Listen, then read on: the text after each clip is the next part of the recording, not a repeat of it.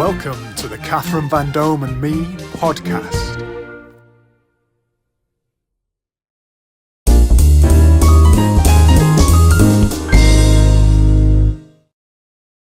Hashtag hosts and the HQFM quiz and bingo software are proud to sponsor the Catherine Vandome and Me podcast. With HQFM quiz and bingo software, you can use this interactive quiz software at any venue. All you need is an internet connection. Go to hashtagquiz.co.uk for your free trial today.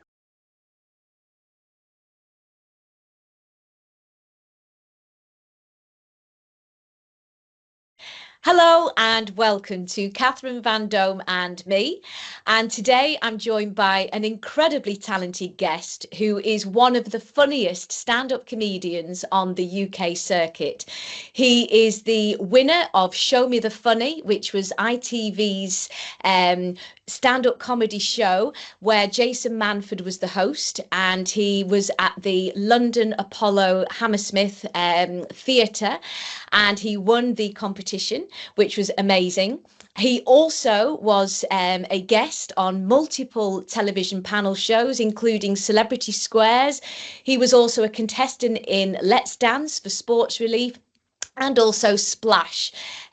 You will see him and know him as one of the UK's most brilliant stand-ups. He's constantly on tour, always in high demand, and he's also one of the most lovely gentlemen in the world of showbiz. He is an absolute gentleman, and I've had the pleasure of working with him over many years in our early days of our career on the London comedy circuit. And because of this, he also has written the preface for my book, which is called The Truth About Me. It gives me great pleasure to introduce the brilliantly talented, brilliantly funny Patrick Monahan. Hello, Patrick. How are you? Hey, Catherine, how are you? What a lovely introduction. Do you know what? I need to bring you on tour every night and just say that at the start of the show. How beautiful was that? Even I was thinking, oh, yeah, God, that's good. I forgot about half of that stuff. I tell you what I didn't forget. I didn't forget them days, me and you, back when we started out back in London. That was great fun. Do you remember that? We shared a stage. Oh, that was so funny. we had some great memories, and we're going to touch on that as we talk about everything that you have done. You have gone on to do some incredible work, and I'm so proud and blessed to have spent great times with you in the past, because your career really is a celebration of who you are, Patrick, because you're not just a genius at comedy and somebody that I admired greatly and watched with awe at your talent and your natural ability to speak directly to the audience and make everybody laugh. And at the end of every show, you would always hug everybody as well, which I thought was incredible, and a testament to what a gentleman you are as well. The audience love you. They are always in awe. And most importantly, on some of the shows I've seen over the years myself, staff in the big theatres you perform in, they always say he doesn't swear, and that's what they love about you. He has this innate ability to make you laugh without having to use bad language, and that is a skill in itself, and that I applaud you for, to be able to make children through to adults laugh without using bad language. You are just incredible. So over to you. Just tell us a little bit about yourself, Patrick. Well, thanks very much for that, Catherine. I mean, look, I can't take all the credit for that, because I remember growing up, so my dad, obviously, he worked at the steelworks and stuff in Teesside. He's an Irish fella, and he would always be like, don't you ever, he would always be like with his workmates or whoever he's chatting to, he'd be like this and that. And they go, oh, friggin' this, friggin' that. And they'd talk away and swearing. But then he'd always say to me, don't you ever friggin' swear in front of people and doing all this. And I was like, yeah, of course. So then, and it was funny. So I think naturally when you went on stage, it took me a while, but it's like finding your voice. So basically my dad was, I would say I'd have to obviously say the influence was mainly from my dad and just growing up like that, because it was a case of, when you do stand up, it's a case of, look, you've got to talk to the audience as if you're talking to your mates. And also, and it's that thing that we don't want to have a conversation, it's like that where it's going to be just full of effing and blinding and stuff. Imagine, like, look, me and you, Cathy, we're having a catch up. I'm not going to go, hey, Cathy, how the effing are you? And this, and I tell you what, UNT, this guy, and F that. And, you know, nobody really talks like that unless you're like really angry or aggressive about something. So I thought, you know, it was quite nice. And I thought, and also my audience, as you mentioned it there as well, is, you know, it ranges from anything, can be as young as 8 years old to 108. So it was a case of, why would I want to alienate, you know, 50-60% of the audience by, you know, just, you know, going down that road of just being, you know, effing and blinding, or even just being like really blue and graphic. So I mean, even though my some of my stuff can get near the knuckle and it can be a bit cheeky and stuff like that, but there's nothing wrong with that, because it's a case of, it's a bit like when you do panto. You know, there's jokes in panto that, woof, you know, they're so dodgy, but you know, but the kids would never laugh at them, and yet the grandparents and parents would be howling at it. And I think my stand-up, even though obviously my stand-up's very different to when I do panto, but it's still that sort of thing of, look, I don't want anyone to be offended. So I always think, you know, just make it so it's so much fun, but it's for everyone. And I think, you know, people in the past have obviously always make references to things like The Simpsons, or, you know, to shows like that where there's something for adults, but there's also something for kids. And even though you'll get some people who will go, well, I'm not going to tone my stuff down for people. If you don't want to come and see me, you know, then don't come to see me. My name's on the poster or whatever. And I'm like, yeah, fair enough. No one's stopping you from doing what you want to do. That's the beauty of stand-up. This is why we do it. You know, it's like, I agree, Pat. I totally agree with you there. And I think that was very, very well explained. What you're saying is, in order to be able to be accessible to everybody, which is a very sort of Ken Dodd grounded backdrop. My father's hero was Ken Dodd, and he admired him, and he also admires you, my dad, because he loves comedians who don't lean on foul language. And as you quite rightly said, there are certain subset of comedians where it's the 1, 2, 3 joke, and for whatever crafting or modality they choose to use, and as you say, it's choice of expression, it can work. But what I love about you is that and it's very hard to do. It's very hard to make people laugh of this range of ages without actually using any bad language. And as I say, that is a real testament to the joke telling. And Ken Dodd used to say that as well. If you can tell this level of jokes, and he would be on stage for 15 hours or something. And you're the same, Pat. You can hold an audience for a long, long time, wanting more. Then that's real testimony to your quality of material. And that's what I'm trying to share with everybody that may not have seen you. I'm sure everybody does know who you are. But for those who haven't, I want you to know that, you know, you can bring your children, you can bring your grandma, and they'll all be laughing equally in the aisles. And also, you've got this innate ability to bring the audience in. Some comedians hold it on the stage. You go into the crowd, you shake their hands, you get to know them personally, and that banter is just the essence of the man I grew up with in London, who was doing it back then. You're brilliant in all those ways. No, thanks very much. And that's such a compliment. I mean, I love it when working with you and seeing your dad and everyone. And also Ken Dodd, though. I love that, you know, when people do that comparison, and it's so funny because me and you, we use that like a compliment, and I think it's amazing. But I have met people in the past who will use it as, they'll sort of, not in a put down, but they'll go, oh, he's like Ken Dodd, he goes on and on. I know that's the biggest compliment you could ever have. I mean, Ken Dodd was amazing. And yes. I don't know, if you've ever seen him live, I was so lucky. I managed to see him once. I think it was in Blackpool. And it was a couple of years just before he passed away, and he was still amazing. I mean, he must have been probably late 80s. He was so good, and he just, like you say, he did hours and hours, but you weren't even looking at your watch. It just flew so fast, and he was a classic example of there was not one single swear word. There was not one single, and the audience were howling. You know, people were rolling around. And you know, that's proper joke crafting. Yeah. That's what my dad is saying. My dad's a Yeah. fantastic audience member. He was in amateur dramatics. He met my mum on the stage, ironically, but he's a fantastic sort of critique, if you like, and to a very good level. And he knows when he sees real talent, and he really does admire the sort of Eric Morecambe and Ernie Wise that we were weaned on as well. And you've got that that hybrid essence as well. The two Ronnies, the way that jokes used to be crafted, Ronnie Barker could craft those jokes, and that's what we need to get back to today. We need to look at the quality of the jokes that you have in all of your shows and integrate the audience the way that you can. And as I say, that's a double skill set, and a credit to what you can do, Pat.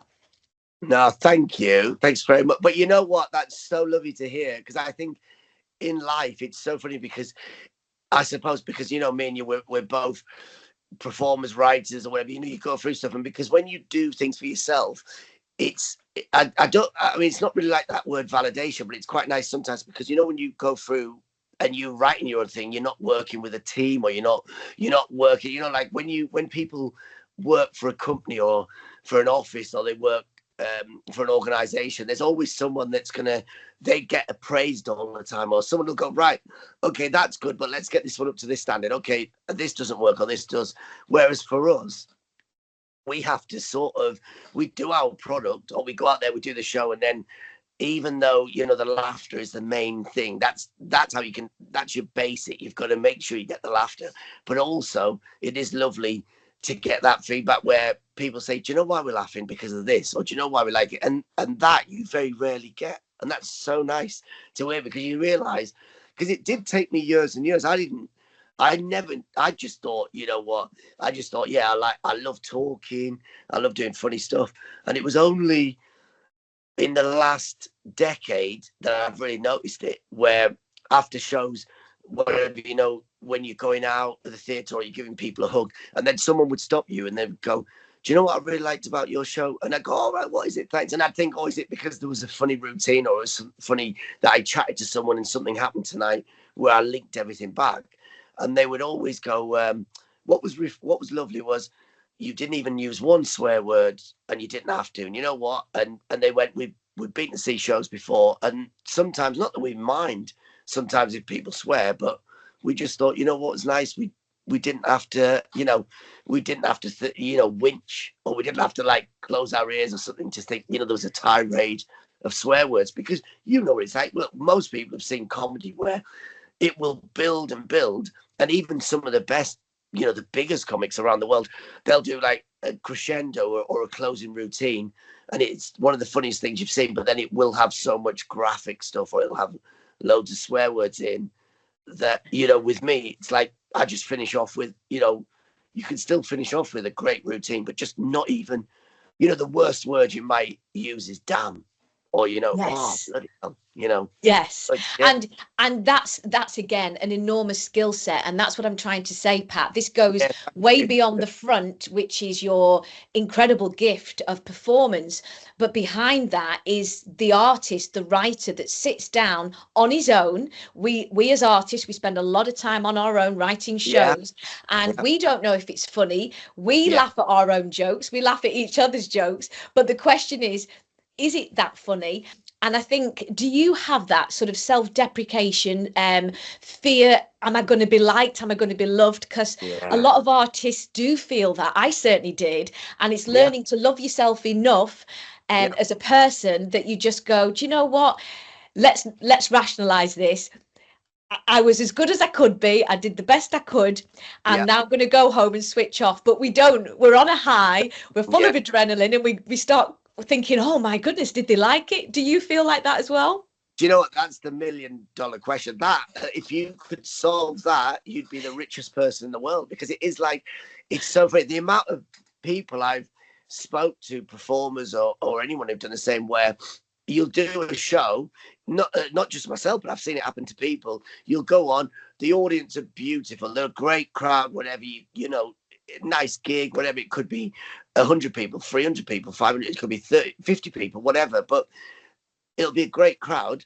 But there might be just one person in there who doesn't laugh as much as everyone else, or doesn't, you know, they might be enjoying it, but they have a different way of expressing it, or they might just not want it to have been there anyway. They might have just gone along with a friend, you know, and it wasn't their idea to see the show. And I've seen that happen a million times, and it's happened to me where I've been on stage and you're doing the gig and they're great fun, and there might be just one person and they're just sort of like looking, and the problem is, I don't know what it is. I think it's a vulnerability where, you know, everyone else is howling, but for some reason you just keep honing in on that person, and you might not say anything to them, but you just keep looking at them and clocking them, and even though your head's saying just leave it, forget about, you know, they might have had a bad day at work, they might be going through something, they might be shattered, they might be laughing on the inside, you don't know. And I think over the years I've got used to not you know, not so much, because I do like to chat to the audience as well. So basic rule, everyone always says to me after the show, they said that was great, but how did you know them audience, how did you always find these people in the audience who are always up for a bit of chat? How do you always find out that character and that character? And I go, basic rule, first thing is, it's simple. If you can see someone in the audience, i.e. they're sat in the first row, second row, that means that they're obviously going to be up for it. If you can't see someone, it's the same way when I go and watch a show, I'm going to go and sit in row Z because I'm right in the back of the darkness. I'm going to sit next to the sound desk, you know, because that's where then people are going to sit because they don't want to get involved. On the rare occasion, you never really, but on the rare occasion, you get someone sat in the front row who doesn't want to be on the front row. Then you can still tell, because look, me and you, I'm looking at you, we're having a nice chat. But if I'm looking at the floor and I'm not even engaging, then of course, you know, there's no point trying to communicate with that person because they're obviously, bless them, you know, they just want to, you know, they want to sort of hide under a shell. So yeah, the husband that's been brought in, yeah. Who, is that what you mean? God, yeah. Exactly. He wouldn't or he's just painfully shy. I mean, something I learned when I got very sick was what it feels like, especially when I was in a wheelchair, what it feels like to be shy, because I've never, ever been shy. But you and I are blessed with that innate confidence, but not everybody has that. And they also may have been to another stand-up show and been humiliated in a bad way. So there's a resonation there as well. Or it could just be, you know, he didn't make the tea properly tonight. I know, exactly. They're sat there with a stomach bug and they're going, oh my God, I've got diarrhea. I need to, and they're just thinking, how long is this guy going on for? I want to get to the toilet. And they just sat there and they're like, their stomach's rumbling and they're like, oh. Yeah, it's so hard.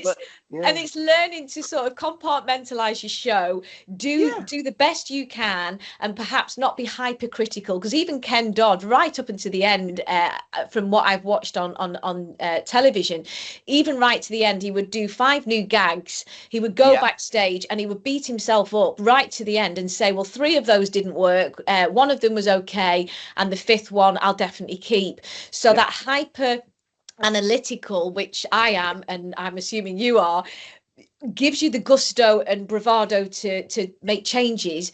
But there's also, I think, a lack of self-love and self-worth in that. Please love me. Somebody please laugh and love me, because I don't love myself enough. And I think that can sometimes transcend. Does that resonate with you a little bit?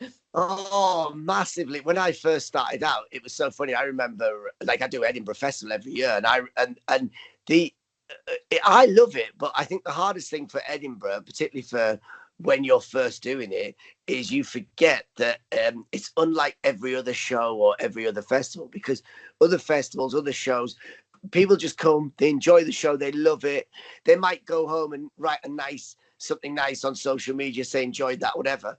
Edinburgh is the only place where they will go, where you go, and people will come in and review it word for word. They'll sit down there and I remember early on, it was like they don't just review it. Some of them go in there because they want to either praise it, they want to build something, or they want to really dissect something. And fair enough, you know, that's their job. You know, they're journalists or whatever, or they're reviewers. You know, fair enough. And I remember, oh my goodness, the first couple of years, you know, when you're still finding your voice and you're doing stuff. I remember like the reviews, and it was once, maybe twice. So that's why I realized, oh, this must be something true then, because a couple of reviews were like, this guy comes on stage and he's like, please love me, please look, like his persona is like, please love me, please love me. He might as well just write it on his face saying, please love me. And I realized, I thought, oh God, I thought most audiences or most general people would just see that as a nice thing. Most would just go, oh yeah, this person's nice. They don't want to they don't want to attack someone, and they're just saying, hey, come on, we're gonna have a nice time like this. But then you realize, oh, actually the extreme is a journalist or someone from the other side would go like this, would go, oh my God, look at this guy. He's like saying, look at the way he's doing this, like going, oh, please.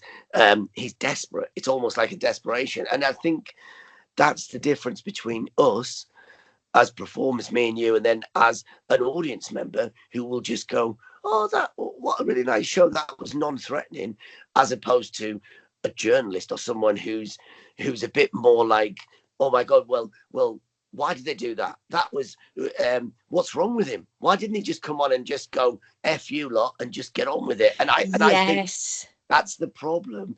The problem is we're not all the same.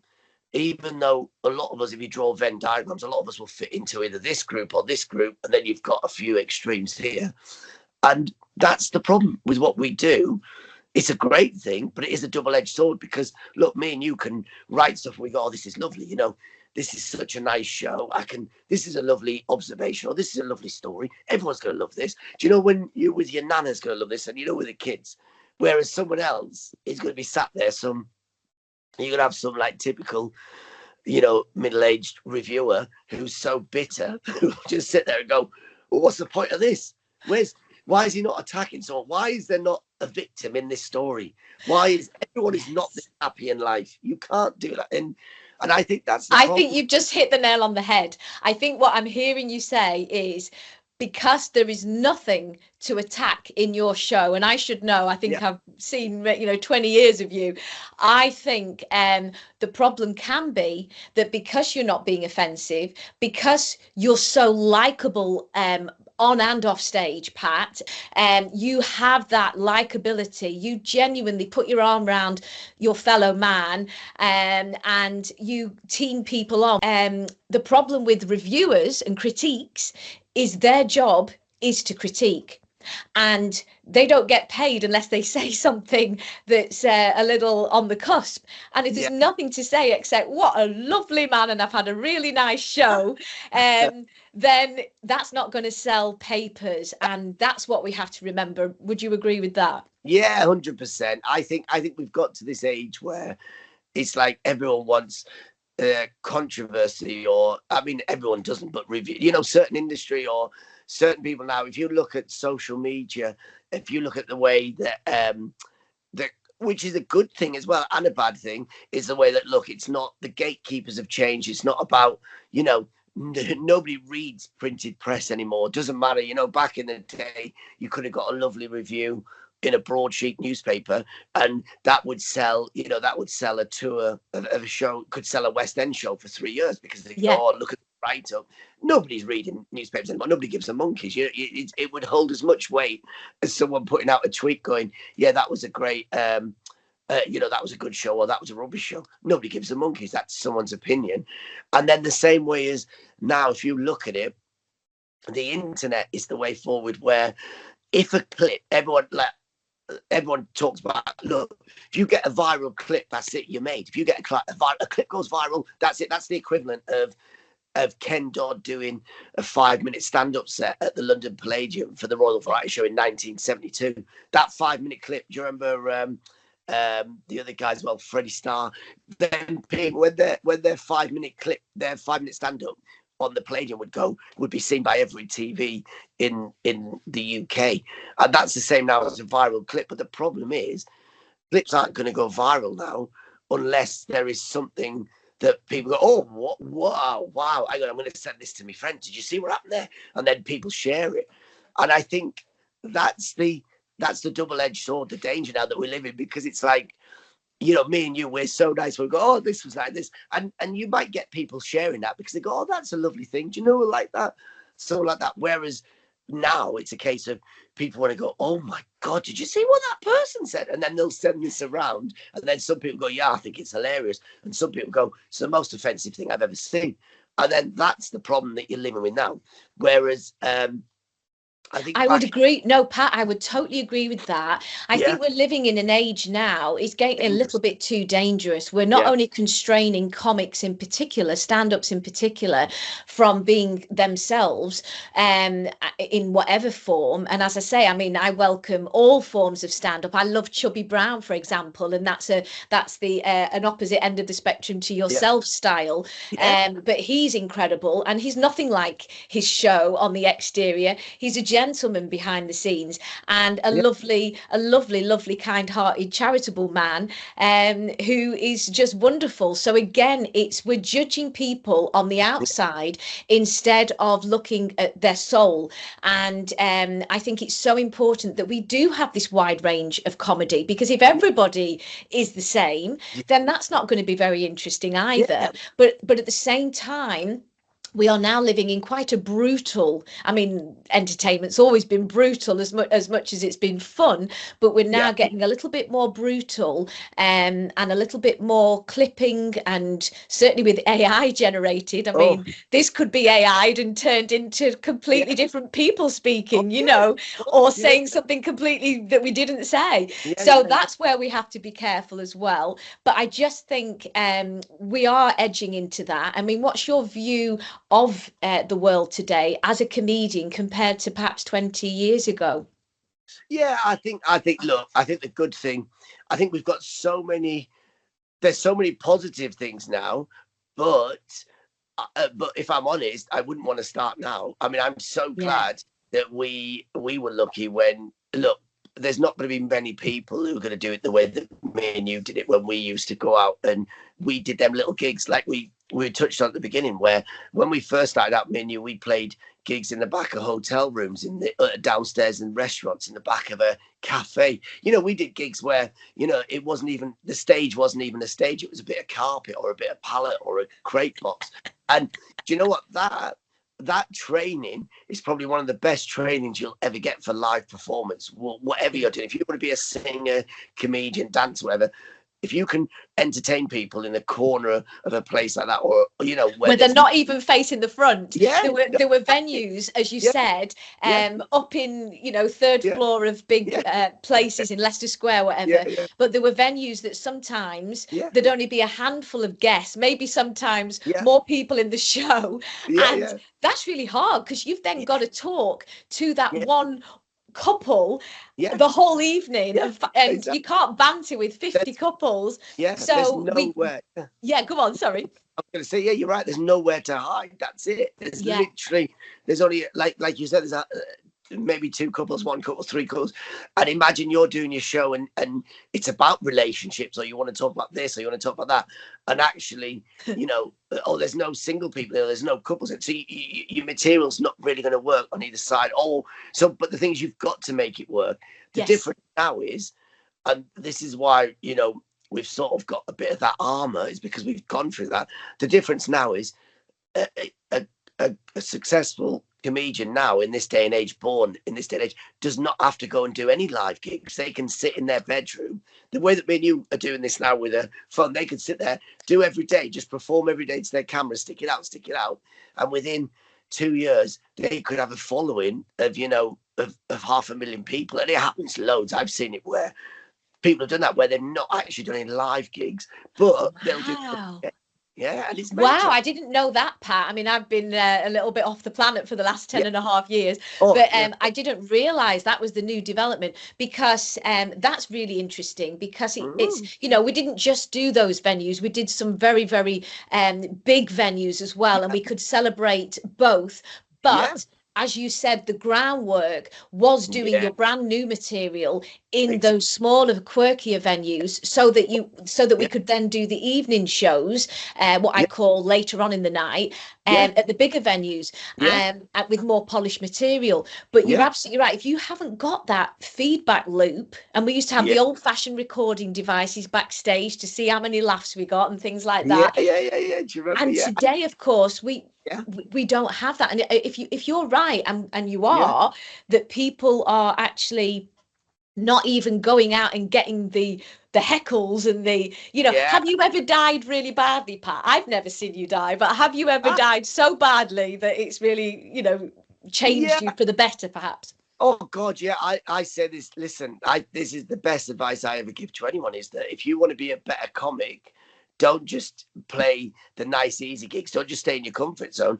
Keep pushing yourself. Keep trying stuff, because it's like, if you want to do the same 20 minutes for the rest of your life, then you're never going to struggle, because you've got that honed material. And yeah, I've done it where the times where I've really improved is the tough gigs. The gigs where you come away from and you go, right, why didn't that work? What happened there? And back in the day, it was very easy. And even now, it's very easy for people just to blame the audience and go, oh, the audience weren't very good. They weren't up for it. Or the only time you can blame an audience is if there isn't any. If you're just playing to chairs and there's like two fair enough. It's not that, fair enough. There's nothing you can do. It doesn't matter how good you are. You can't make furniture laugh. No one can. Do you know what I used to do, Pat? I would always hope that they would keep their vision to the front, and then I'd say, oh, and yeah, the people at the back, they agree, and then try and make sure they didn't turn around. Yeah, that's brilliant. Yeah, but that's funny. That's great, because that's a good little trick. But it's like, and also the other one is drink. Drunk. If an audience, I mean, that's the weird thing, and that's a sign of, whenever a performer or a venue or someone will say, or the audience will say, yeah, do you know what? Wait till we've had a drink in us and we'll be better. Or the audience will have to have a drink. And you're like, well, not really. You should be able to look. You don't. If you need an audience to be wasted for it to be funny, then you've got to look back and check at what you're doing. That It's true. You need people to be that hammered, and that's why I love doing panto, because at Christmas, when I used to do Christmas shows, like stand-up shows, in December, it was just people who were so drunk. It would be like 400 people from the same office who were absolutely hammered, not facing the right way. Doesn't matter what you're doing, it's pointless because they're so drunk. Whereas panto, there could be like 800 people, 1,000 people in the theatre just watching a stage. 50% of them are kids who obviously are sober, but they're so laughing and loud and into it. And then the other half, 50% are adults, and they might have had one drink, if that, because they can't, because they're driving or they're the parent, And it's brilliant because that audience are laughing. And I think that's the thing that's the only excuse I would ever give. If you're doing a gig, and genuinely, I would always look at myself first and I go, why didn't they laugh as much as that? Why didn't they? And I have done gigs like that. I've done gigs where I would say, for me, and I've learned from this, is that sometimes you can go on like Ken Dodd and the audience will love it. They'll be hanging off every word. But sometimes you can do it where, you know what, you smash that gig for 30, 40 minutes, but then you ended up doing an hour and 10, and they're like, listen, these people have got to go to work tomorrow. These people have been up since 6. Let them go. And you're like, no, let me just do another one. So sometimes I always think, do you know what? Even though that was a nice gig, might have lost a bit there. Do you know what I should have done? I should have maybe have pulled back that bit, maybe not done that bit. And also it's great because I've done new bits as well, where I've written them down, and also I've written them in my head and I've edited it, and I've done it on stage, and I thought, oh, this is hilarious. But then it's not as funny as you think. Yes. And that's great, because then the audience will let you know that. So I edit that, and then you need that. There's no, you don't ever want to go on and every time you talk, if the audience just laughed every time you said something, it's too easy. You're never gonna. The most shocking thing I once did, I was a Jessie J tribute act, and I would combine stand-up with that. And the worst, it was just a one gamble chance that I took. But in one holiday camp, I once took off the black wig because she'd just shaved her head. And I put on, for the last number in a holiday camp with children at the front, I put on a bald wig with a comb over. And I came out and did the last number, Mama Knows Best.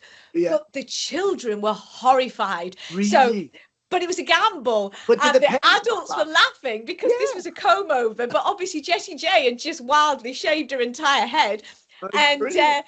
but I left with this, strutting out with hot pants and a bald head. I left to half shock, but half laughter. But once again, I never did it again. But the point being, Oh, you try these things yes.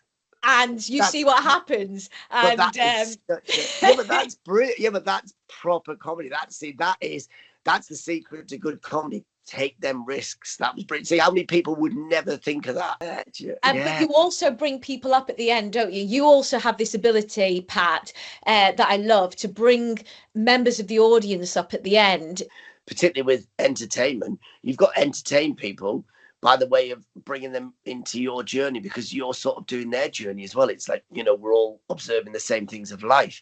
And the reason, in the past, I do it quite a lot. Now I try and do it every now and again if I can, but I love it where at the end you might bring a couple of people up because you've spent so much during the show linking back to certain people in the audience, and it's just lovely for everyone to see that person as well at the end. And you go, right, listen, we got Dave, get up here, come on Sandra, get up here, look, just at the end. Look, these kids, they were great during the show. We had a right laugh. Thanks for coming. But here, come up, you two, and then I'll just get them to do something daft at the end, and then that's it. And we all acknowledge that. And it's a bit like what you did with the Jessie J wig. People will go home and they'll remember that for months and months. They might not remember every single detail of every joke or everything else, but they'll remember, oh, that was funny that night. Do you remember he was chatting to Mark, and he chatted to Lisa, and then do you remember at the end they were all, oh, it was so funny. I'll never forget that. That was something when you were on Show Me the Funny. I remember them saying about you're doing a lot of interaction with the audience, which was incredible, Yeah. that not every artist can do. But you weren't doing enough of the stand-up. That was, I remember distinctly, that was their critique. And I remember thinking, I'm not bothered about the stand-up. I am absolutely roaring at the celebration and the ability and talent that you have to just go up to anybody and make jokes with them, not at them, and involve the whole room. And you can do that for the whole evening. And that is a rare skill. And you are like a family comedian, and it's all one big celebration of one big happy family. And they also line up afterwards, not just to get your autograph, but to give you a hug and tell you how much they enjoyed it, because you made them a part of it. So that's a credit to you as well. Thank you. And but again, that came from taking a lot of risks in the early days. I remember doing a lot of shows where, even though you would still try and do your routines, or once you've got a couple of jokes and bits and pieces, it was then taking a risk of going, right, let me talk to the audience. I want to chat here, and I'm going to abandon this joke, even though I need to work on it. But I want to go here and chat to them and see what they're doing. And in the early days, it was, in the early days, it was probably 5 times out of 10 where that would be funny. You'd get something, and then sometimes it wouldn't. It would just be it'd end up being a chat. Wouldn't really get anything funny, but it would just be a chat. And then eventually, the more you did it, then it started to become 8 times, 9 times out of 10. Wow, now you know where you're going. You can get laughter. Yes. And I think now, and it's like everything, it's that 10,000 rule, isn't it? If you do something for 10,000 hours, practice, you just get better and stuff like that. And I think that's the same with comedy and chatting, where really there should be no one on earth who shouldn't be able to have a conversation with someone, because we do that in real life. So on stage, you should be able to do that. But I think it's just getting the balance right of still having a chat with people and the rest of the audience still being interested and still having a laugh, and then obviously not being offensive at the same time. You just don't want it, it's all right if you're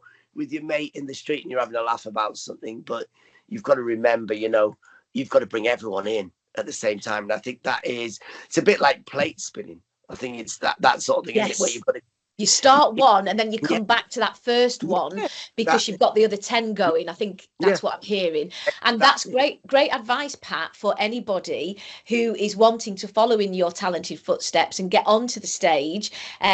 Lots of family members always say at the Christmas table, in all of our families, I could do that job.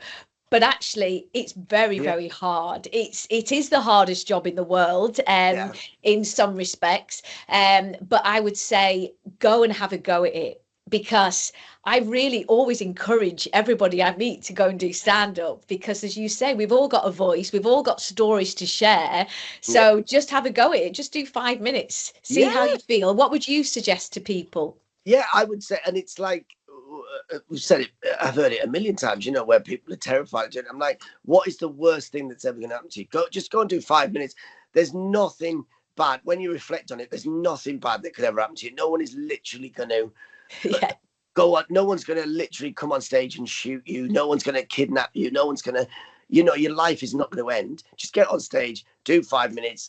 And it's a case of like, it's like doing karaoke, or it's like doing bungee jumping or something, where, you know, just go and do them for the thrill, and then just do it as long as it's safe. You know, I suppose bungee jumping is probably the most dangerous out of them. So karaoke, it's like, I can't sing, but let me go and just try and sing on stage. No one's going to, you know, they're not going to throw chairs at you. The same as stand-up. If they don't like your jokes, they're just not going to laugh. You know, it's not going to, no one's going to physically assault you or whatever. So it's like, I think that's the problem. I think it with everything, people build so much fear in their head that they write themselves off. They write themselves off before you've done anything. But for anybody, to encourage children as well, I would encourage anybody to just grab a mic, have 5 minutes, do it at the Christmas party, do it at your Christmas table, you know, a celebration at the Christmas table. Just have a go, because there's nobody more difficult. Go on. No, I'm going to say, you've got an audience there. They're not going anywhere. Lock the doors. Everyone, they're in the house. And the good thing is, at Christmas table, you know everyone. So you can you can go straight into it. It's not like you have to ask them, all right, you two, are you together? Bang. You already know they're together, right? But I think you're absolutely right. So I want to now take this opportunity to go back in time. So we've heard about stand up and all of your brilliant talents and your current tours that you're doing as well, which we'll come back to as well.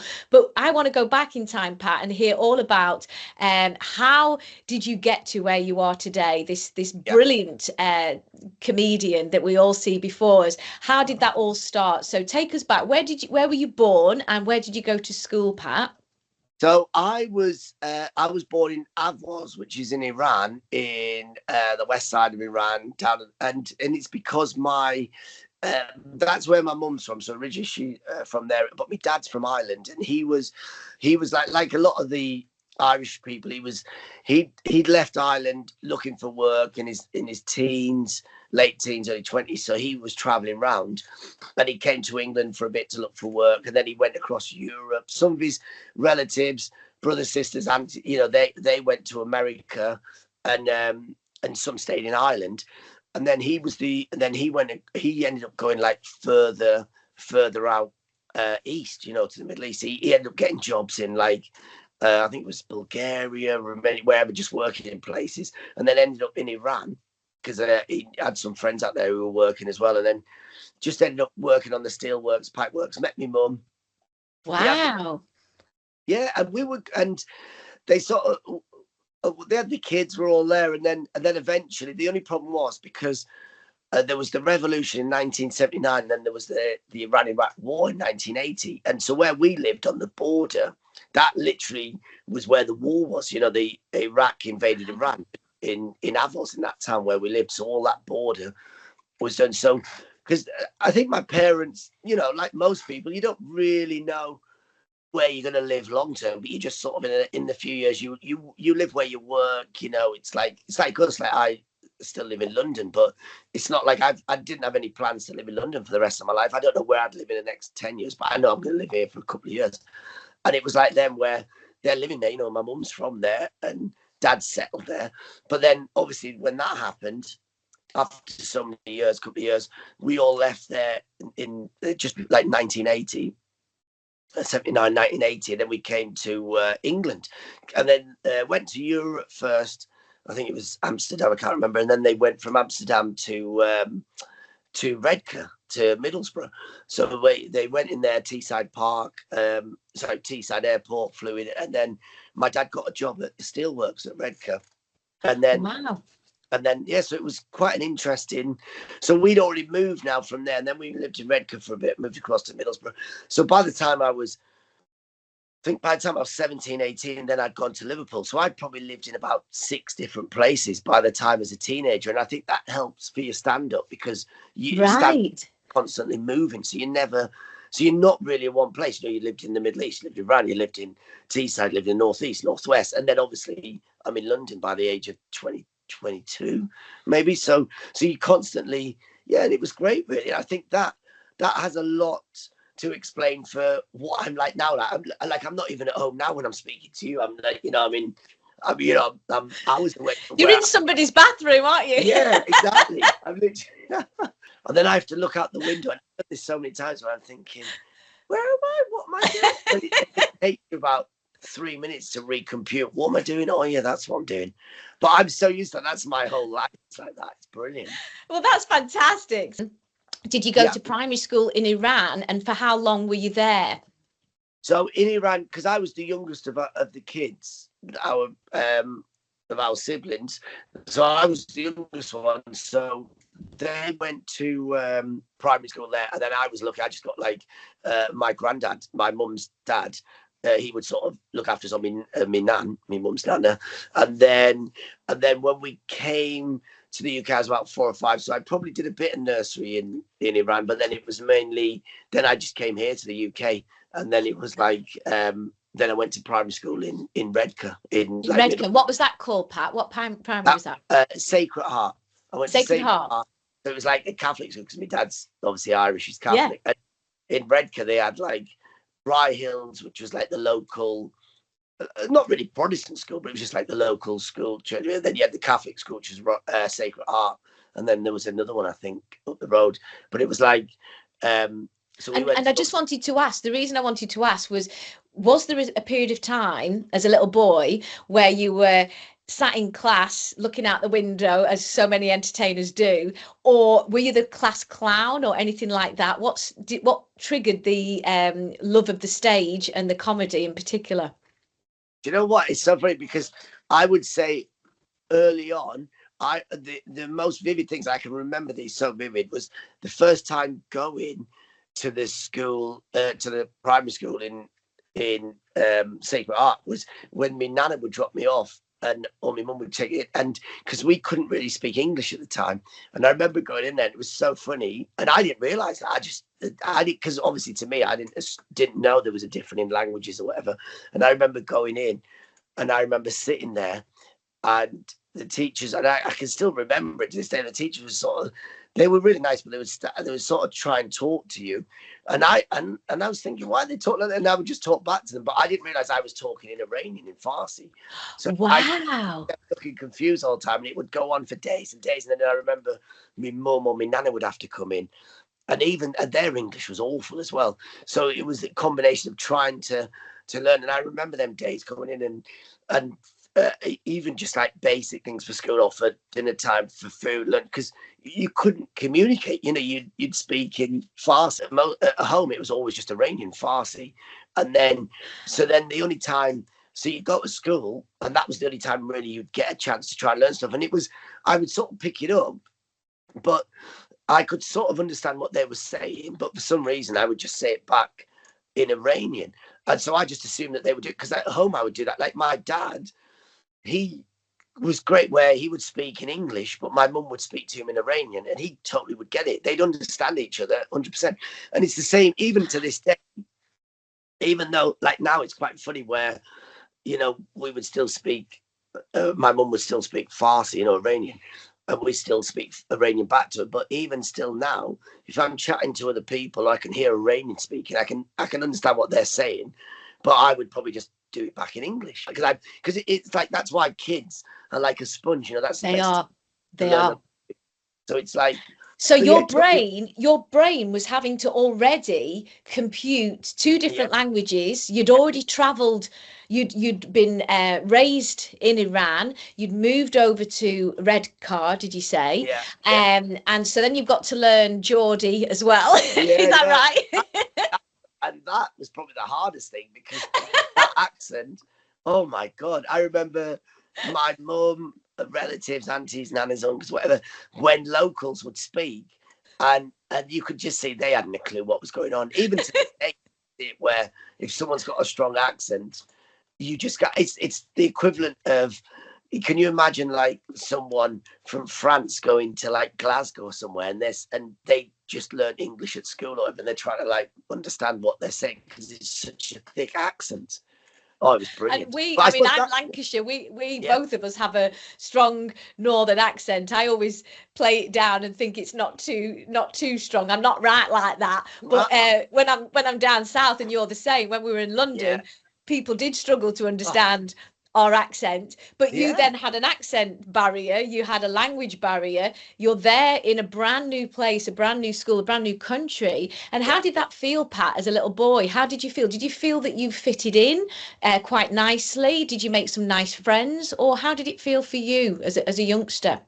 Well, I think subconsciously, yeah. I mean, it's funny because you could probably tie things back to comedy, but at the time it didn't feel like it, because it's not like at that age, or even when I was even a bit older, you're still not the class clown because you're not that comfortable, because you're still not grown up with people. Because then we moved, I was at that primary school, then we moved then I went to the secondary school there, then we moved to a different secondary school, then we kept moving to different towns, across the north.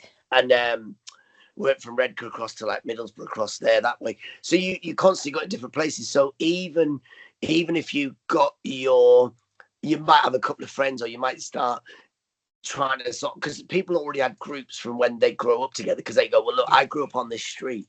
These are people I grew up as kids, and these are my family. These are my aunts, uncles, cousins. These are my second cousins. And that's what it was like in Redcar or Middlesbrough, or in any town that you go across England, same as across the world.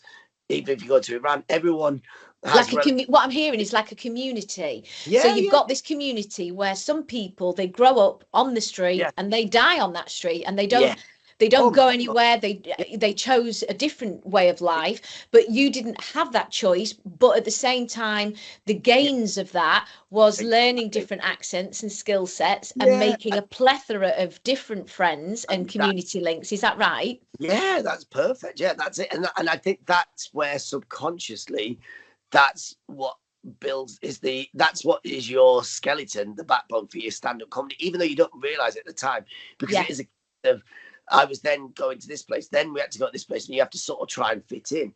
So I think that's what comedy's like, really, where you have to turn up. Like tonight I'll turn up to like whatever, Norwich, and then tomorrow night last night I was in Glasgow. Tomorrow night you'll be in you'll be in Southend-on-Sea, and then the next night, so you're in different part. You'll be in Wales next week, then I'm in Edinburgh the week. So you've got to, with stand-up, whereas most people would hate that. It's like they go, oh my god, what's this crowd like? Because people always say that to me. They go, well, where do you prefer playing? Are they a bit up north, they're like this, and down south, they're tricky like this? And you go, listen, everywhere is there can be as nice as anywhere else. It's the audience, it's how you treat the audience, it's how the audience treat you. It doesn't matter. You could play John O'Groats, you could play Land's End, even though they're 500 miles apart, could be still the same great gig, as long as you go in there and don't alienate that audience. Don't go and play Inverness or Aberdeen and try and do jokes about being in London. And the same way, don't go and play London talking about references that something happens in Leeds, because in London that audience is made up of Australians, Americans, Swiss, South Africans. It can be made up of and bits of London. So you've got to go everywhere and try and adapt and fit in. And what I think I'm hearing you say is something that we had together back in the day. There was people from all over the world. The Americans, for me, were my favourite audience. Yeah. They were always very enthusiastic and encouraging, no matter how good or bad the show was. Oh, you were just great. No, I mean, I think moving to London was great, was probably one of the best things, because it gave you so much opportunity to then. At the time, when me and you were there, do you remember at the time there wasn't really anything outside of London? Whereas now, you could go. Now there's about, in every town across the UK, there could be anywhere from 3 to 10 gigs in every single town. Whereas back in the day, London was the only place that had 10 or 15 gigs max, if that's it. Everywhere else, there would be. Yes. I remember in the Northeast, from as far as like Newcastle, Northumberland, all the way down to Leeds, there was literally one regular show in that whole area. Whereas now there's 3 or 4 in Newcastle, there's 3 or 4 Sunderland, there's Middlesbrough, there's about 3 or 4, there's Hartlepool, Peterlee, Leeds, there's 3 or 4. So in that circle now, there'll be about 20 gigs, 25, and 10 of them will be professional paid gigs. 10 will be up. Back in the day, there was literally one, and it was a professional gig. I think it was the Hyena, and even to go on as a new act, you would have to wait 8 months or a year just to do a 5-minute free paid spot. Whereas the game's changed now, but that's why we would come down to London, because it was brilliant. You think, right, I'm in London, I can gig every night if I want, because there's loads of little pub gigs, places where you can turn up and try out stuff. Lots of hotels as well. There was, and everything was open very, very late. Comparative perhaps to at the time other places in the country, so you could then do 2, sometimes 3 spots in London as well back then. I don't know if it's the same today. I'm assuming it is. Of course, the same today, where it's so easy on a Saturday. Loads of venues, loads of places will do 3. They'll do an afternoon show, early evening show, and then a late show, and it's just and that's why I love London, because it just never stops. You know, there's a constant 10 million people in London, in and out all the time, so it's brilliant. And I think for me, that if the difference was, if I'd grown up in say Redcar, and my family were from there, and I had like a big strong support base in Redcar, where we all grew up there, your auntie, uncle, everyone from there, and your cousins are there, second cousin, everyone's in that base. And people go, well, why would you leave? You've got so much here. I can go and work for me cousin, we can do this. And because you don't have that, so when I went to London, and it was hilarious, and you would have got exactly the same, because people would go, what are you going to that London for? That London? And everyone would call it that London. Go, well, how many other Londons is there? There's only it's like going to London. I want to go to London to. Yes, because to them it's like going abroad. Yeah. To people who, as you say, are in a community, a smaller community, it's a long, long way away, and quite scary for some, and certainly to do our job. But we revelled in it. We loved it. And you. But before that, Pat, did you study acting in any way? No, I remember at school. So at school, this was quite funny. When I got into become a teenager, 13, 14, 15, at school, it was one of them times where I think you had to either be very good at either doing sports like football, or you're very good at fighting, or you're very good at this. And it was that sort of era where we grew up in the 80s and 90s, where late 80s, I think it was early 90s, where, you know, people were, you had to sort of, it was, not so much now. I mean, now it's horrific because of social media, but back then there was no social media, so that was a lucky godsend. But the problem was, you still had groups, you had cliques, so you had to fit in, or even to shield. If you wanted, you could fight every day if you wanted to fight people, but there was no point. So what you'd use comedy to sort of like break down barriers. So if someone said something, and half the time, you know, you'd see fights going off all the time, whereas instead of, it got boring after a while. There's no point fighting. So what you do comedy, like try and do humor. The words are so much more powerful. And I think the problem is, half the time, it's just people want to be heard, want to be expressed, or they just don't want to feel like they're left out. And I remember it was so funny. I remember just like, you know, it was a case of sometimes where at that age, because people are. The reason people would fight, looking back with hindsight, the reason people would fight, or the reason would do this, it wasn't really because they were tough or they were doing this. I think it was because they were insecure. They probably just felt like they weren't getting love at home. So when they were at school, they had to show that dominance to go, right, well, I want people here. I want people here to like me. But ironically, they would be like punching people to get them to like them. But what I mean is, did you ever experience anything like that, Pat? Did you ever have any interactions or altercations with anybody, and that, you know, quantified you learning stand-up? Oh God, yeah. I think I always just see it as a rite of passage, because I think in our era, when we grew up, I think that was, and it wasn't great, but I think that was what it was like back then.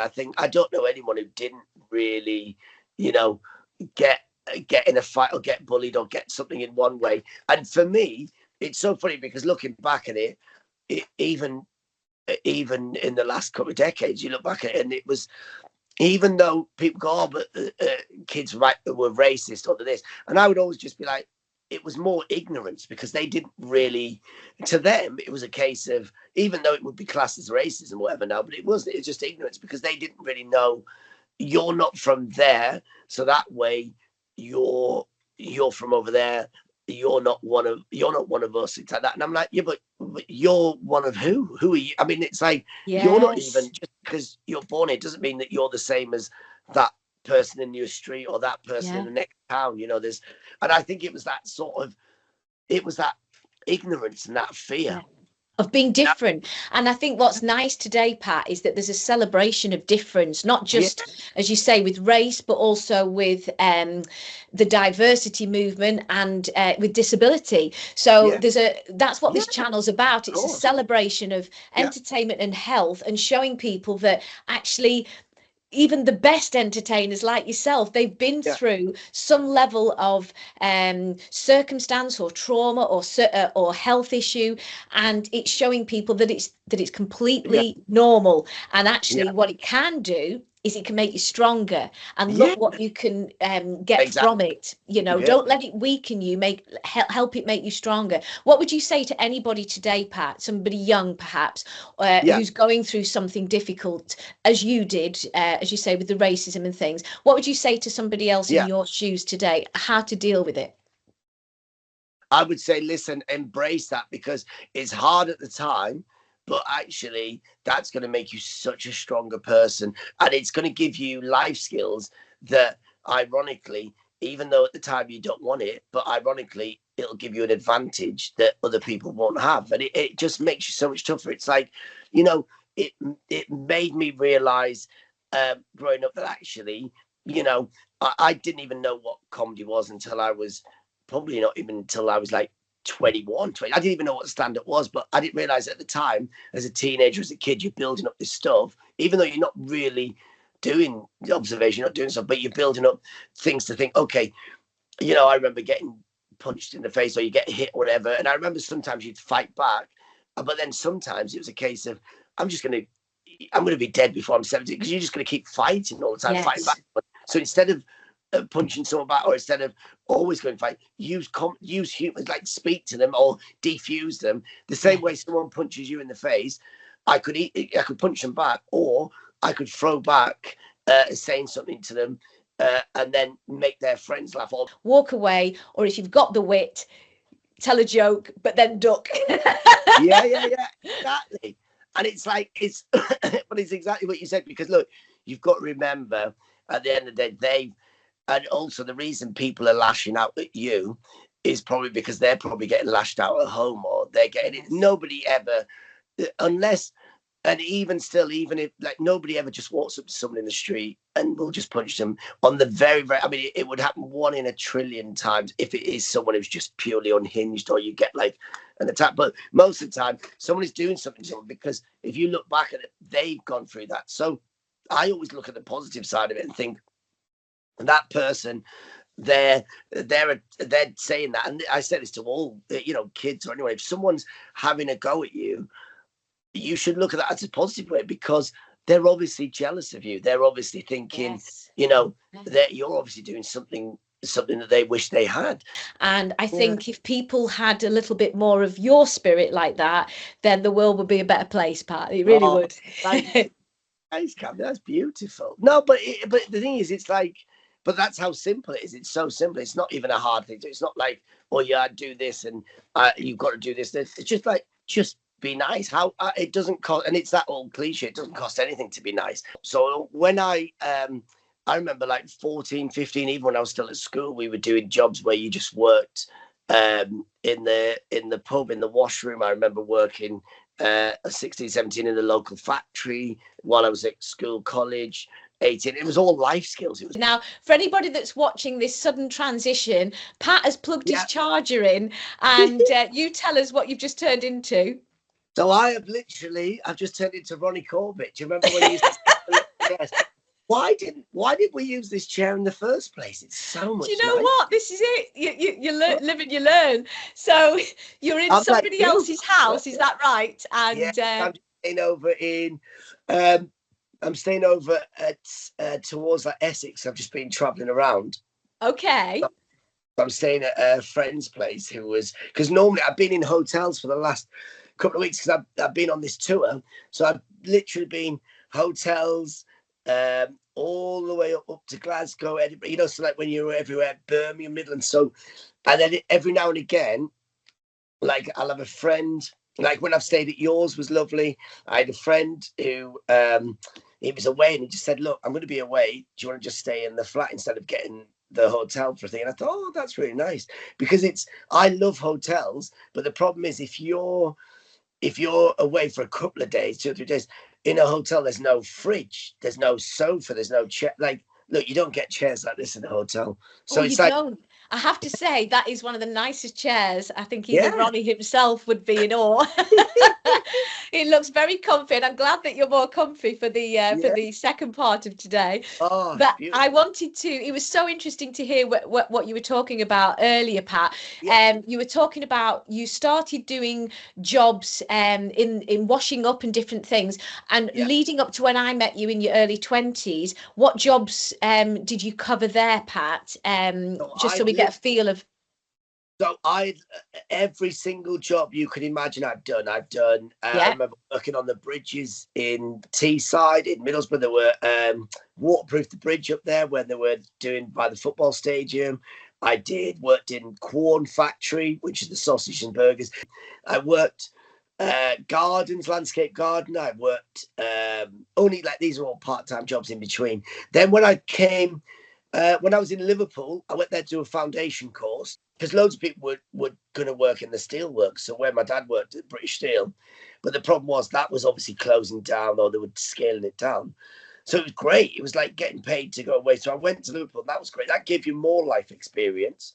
And then after that, then I started doing a bit of DJing. So then I got onto a degree course in Liverpool, and then I started doing DJing. You know, where on a night time where you'd use vinyl records, and it was hilarious. We used to play at I didn't know you had done DJing, Pat. I didn't Yeah, know but that. it was such great fun. I mean, my mate, Johnny Valentine, and even Matt Hines, they were really good. They could actually mix stuff, whereas I couldn't. I mean, Johnny there was a mate of mine who was really good at, actually, he had turntables, whereas I was great at just talking and playing records, you know, one after the other, and that sort of thing. And then I'd even talk to people coming in, and so you'd put records So that was on. a great prerequisite. I wanted to know how you got into it. So that's your transition. So you basically started by DJing, and then, as you say, chatting to the crowd. That's why you're so good at chatting to the crowd as well, because those are skills.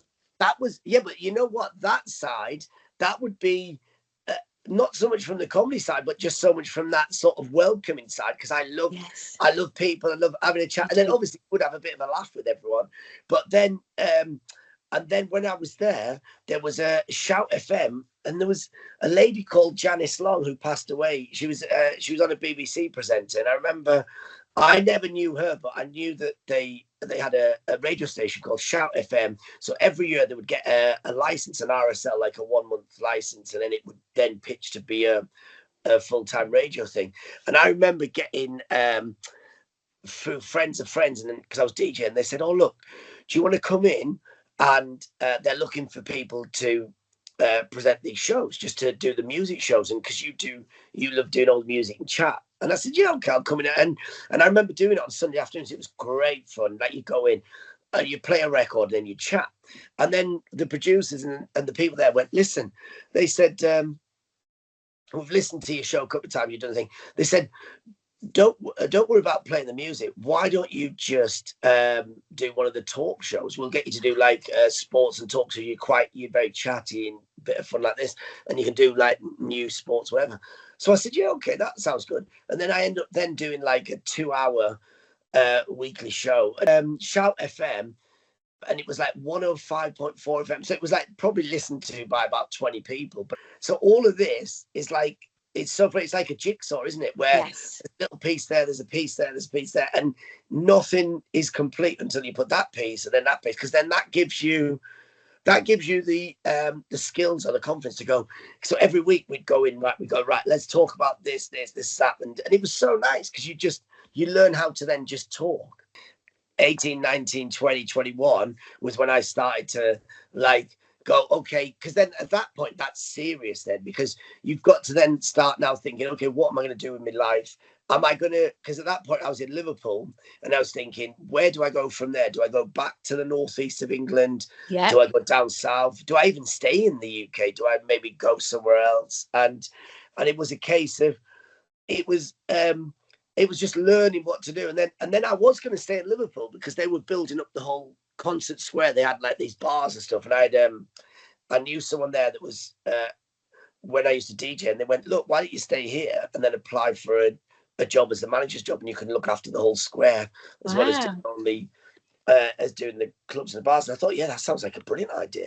But then I had like family, siblings who'd gone down to London. People had spread everywhere. So I thought, you know what? I might as well just go to London, see what it's like. And then I went to London.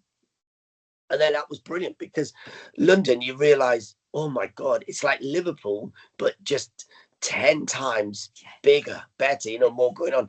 And so in London, I got just a part-time day job, just doing like anything. I remember going for like different jobs, and then I got a job handing out flyers on a night time for a nightclub called Samantha's, which was on Oxford Street. And I remember doing that, and that was hilarious because that was the first time probably that it was a bit like comparing a gig, because you'd be on the street, people are walking past, you got to chat to them, hey, where you guys going, what are you doing tonight? And then I remember you'd be stood with a crowd of like, sometimes it'd be like 8 people stood around you, like a group of them, and then you've got to try and convince them to come to the club, and you're making them laugh in a way, and then you walk them into the club, and that gave you the stand-up, because you're working at night, your hours are like 8, 9 o'clock, and you work until 1 o'clock in the morning, which is like what stand-up gigs are. You turn up to a show at 7:38, 8:39, you're on stage till 11, half 10, 11 if you're doing a tour show or stand-up show, and then you're driving home at 1 o'clock in the morning with flyering. People walk, you have to stop them in the street, you have to get them engaged, you have to, they're going somewhere else. Whereas imagine if me and you were doing shows in London to do a stand-up show, and they went to you, look, the room's empty, but there's a load of people, Leicester Square, you've got to try and grab that audience and bring them in to do your stand-up. That's like, oh my God, that's like another skill to bring in. But then it does still add, because it's adding to the show. And it was almost like, that's like the warm-up. It was that then led into, started doing different jobs like that. Then I started doing little gigs, turning up to like a little open mic gigs. I didn't even know they existed or whatever. And then when I started doing a couple of them, there was, I think, Purple Turtle, and then there was one in South London. And this lovely guy passed away. He passed away really young. I think he was in his 50s, late 40s, 50s. Ed Balls, he was called. He used to compare this new act night. It was every Tuesday night in South London, in Balham. And then, and so obviously I'd go every month, every 6 weeks. If you were lucky, you could get on to do a 5-minute spot. And I didn't realise this, but his day job was a producer for Glory Honeyford. He did Open House with Glory Honeyford, which is a TV show on Channel 4 at the time, then Channel 5. And he said to me, he said, Pat, yeah, now, Pat, he goes, he was like an Aussie, and he goes, you don't swear, you don't do any of that, he is so clean like this. He goes, so in the day, I produced this show, Glory Honeyford. I'm one of the producers there. We're looking for someone just to come and chat to the audience, like a warm-up guy, just to chat to the audience. But the audience, they're old. And you'd be perfect because you don't swear, you're not offensive, but you're nice. So I said, yeah, okay. And he said, will you come in and do it? I said, yeah, of course. And I remember at the time I was doing it, it was brilliant. It was in Tottenham Court Road, the studios were around the back. And I think it was something ridiculous, like 30 quid. And then obviously warm up then goes up to like hundreds and hundreds of pounds. But I remember when I first did it, I was like, this is great, 30 quid, 50 quid, or you do a couple of shows, you get a couple hundred quid. and it was like dead easy, go in. And just to explain, Pat, to anybody that doesn't understand, we understand what you're saying, but the warm-up, what is the warm-up? That's the pre-show before the television comes on. Just explain what it is. So basically, the warm-up guy is basically the audience will come in. They brought in they bring them in, sit them down in the studio, and you don't really get to see the studio audience. You can hear them, but you don't really get to see them. And the cameras are all lined up just in front of that studio audience, and you've got the stage where you've got. So if you're watching any chat show or TV show, then you've got the presenter on stage, which is Glory Hunniford, and you've got all her backdrop and everything like that. So what you see at home is just her and the backdrop. But what you don't see in the studio is this massive studio where there's like 80 people or 100 people sat behind, in these chairs. And it was hilarious because that audience were literally, because it was a daytime show and it was filmed as live, or sometimes it was live, that audience are obviously older audience because everyone else is working, they're at work. So that audience was all like people in their 80s. They were all lovely retired people. And it was always a majority of like 90% were women, all in their 80s, and then the rest of them were like some old guys. And then you might get a handful of people who've had a day off work or unemployed people. So it was great fun. They'd be in there. And I'd love it. And so it was just a chance of, I get 10, 15 minutes to get the audience happy, excited, warm up. So you just sort of chat to them all, tell them some bits and pieces, some jokes. And I think that's probably where I learned my basic skills, Yes. That's probably where it came from. So how old were you, Pat, when you got this first opportunity to be a television warm-up act? Probably 25, 26. Okay. 26. And then from there, Pat, from there, Pat, what happened next?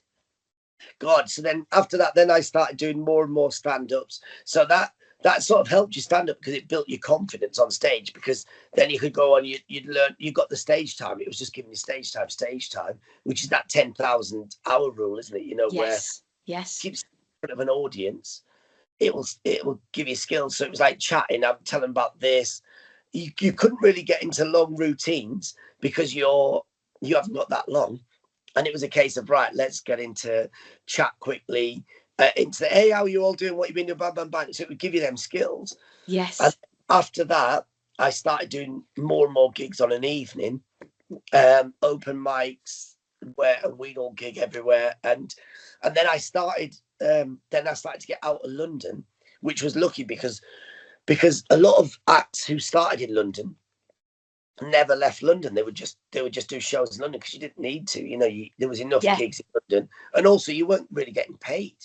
If you're doing open mics, half the time you wouldn't get paid. Yeah. But I knew that if I wanted to progress to the next level, I had to make that commitment. I had to go to Bristol, I had to go to Wales, I had to go to Manchester, and you wouldn't get paid the first time. The first time they wouldn't even pay you travel.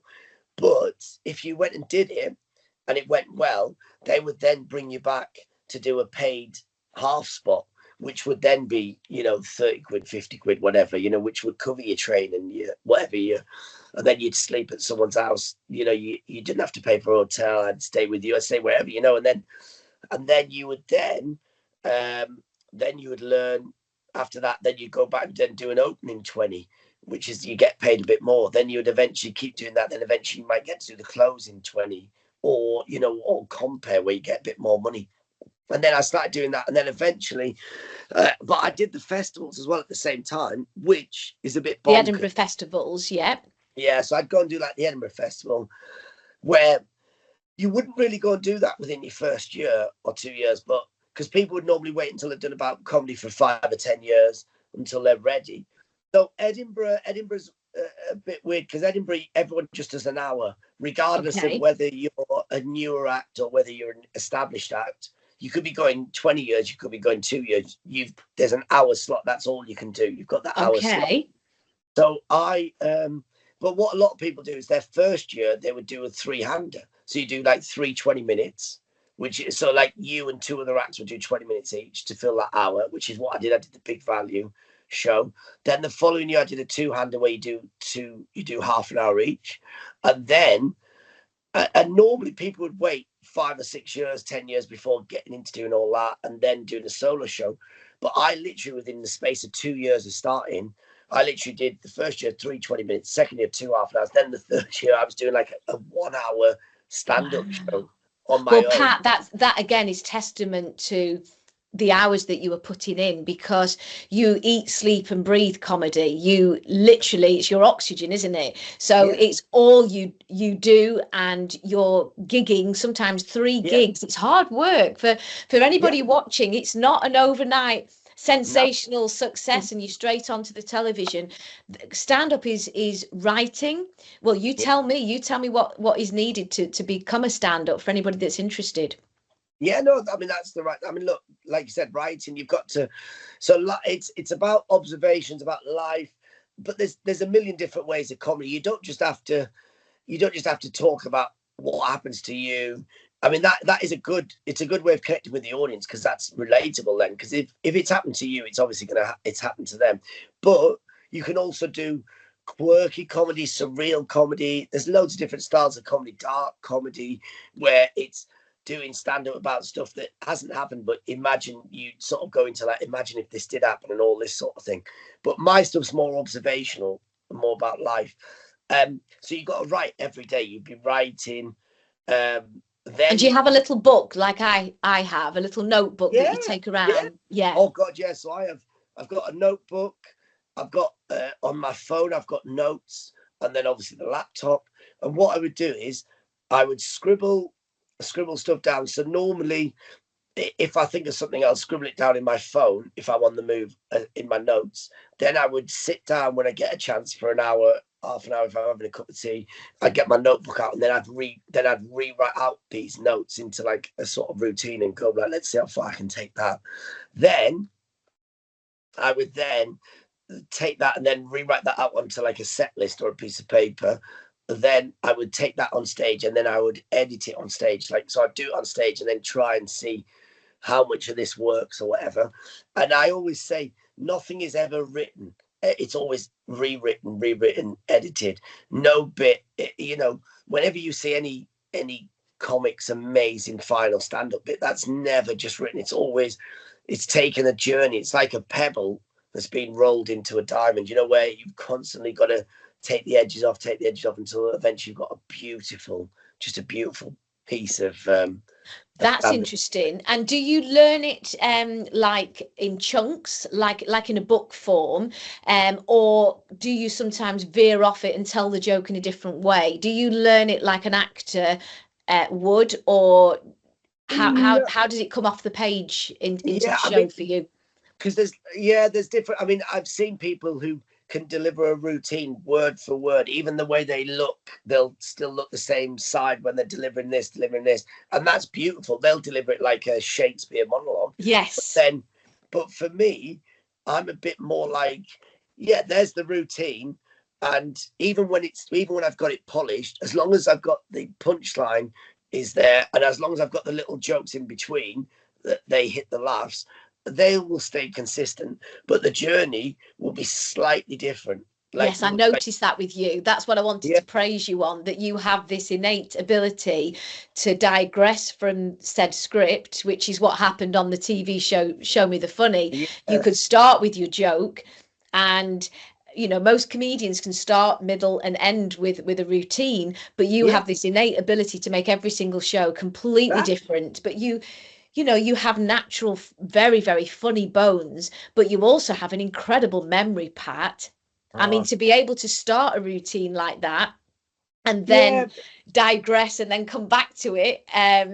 Do you have any little ways or quirks that help you to remember things? Yeah, but well, do you know what it is? Again, that's like with the set list. I always like to put keywords. So, like, even though I've written something out, you're never going to remember all of that word for word. It's nice to go back over it, but just have keywords. So, like, if I'm writing on stuff, I'll go. If you've got a routine about you using an air fryer or you're cooking, I'm not going to write. Like, I'll write out the thing in my notebook when I'm talking about cooking this and I do this.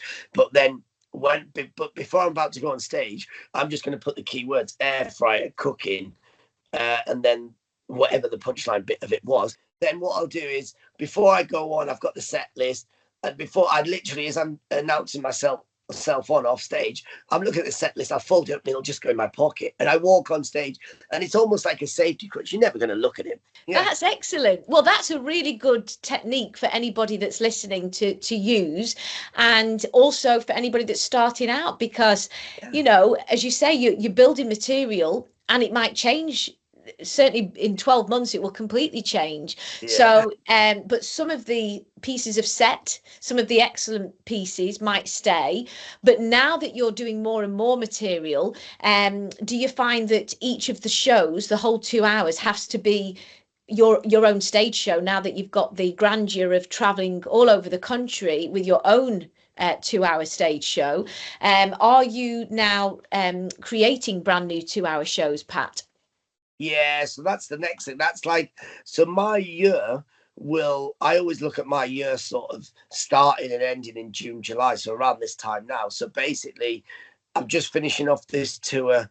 The last date was meant to be June the 30th in Glasgow, but I've got another date in Kent on the 5th of July. And that's when my tours normally finish, around June, because then in July is all previews of a new show. And that new show I've been writing over the last 6 months, 8 months, just things coming around, observations. And then this month now is just literally writing out, getting previews ready, doing previews. And then I take it up to Edinburgh in August, where I preview it through. And then in the autumn, I'll carry on adding to it. And then I'll do Panto over November, December, Jan. I was just going to say, just before you go to Panto, what got you started in Panto, Pat?